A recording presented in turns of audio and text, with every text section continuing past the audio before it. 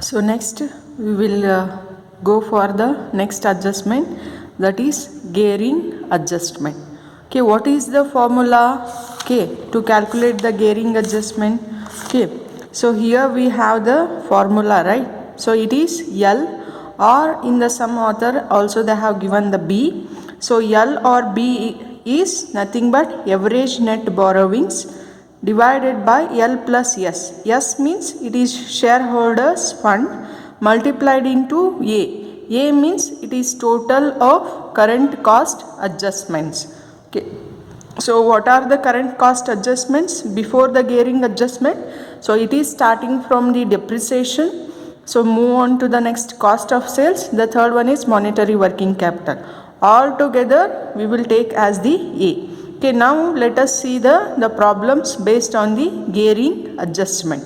Okay, the first one problem is, from the following information calculate the amount of gearing adjustment in case of company which has a capital mix of 40% debt and 60% equity.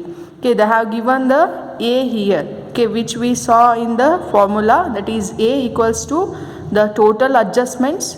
So in that we have the three adjustment, that is depreciation adjustment rupees 10,000, cost of sales adjustment 5,000, monetary working capital adjustment 5,000. The total adjustment is 20,000.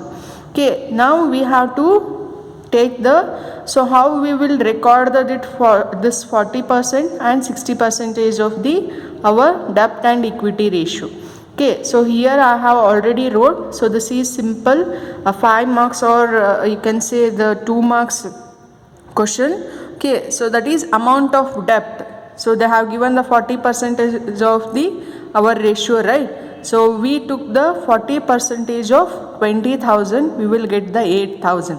This amount is going to be taken as the gearing adjustment because it holds with the debt. It holds with the debt. Okay, so again this will be debited to the current cost accounting reserve and the same is credited to profit and loss account. Okay, the second case, that is amount of shareholders fund is, so vice versa here. Okay, just we can see here it is 60% of 20,000, or we can also deduct 20,000 minus 8,000, we will get the 12,000. Okay, this will be charged to profit and loss account and credited to current cost accounting reserve account. Okay, so this is very simple, just whatever the percentage they have given out of the our adjustment, the same is taken into the consideration to calculate the gearing adjustment. Okay, so hope you understood this one. So this is very simple. So either you just remember the adjustment of debt or the adjustment of shareholders. So that will give you the dilemma to not to get the any kind of the clarification or anything. Okay, so hope you understood this problem.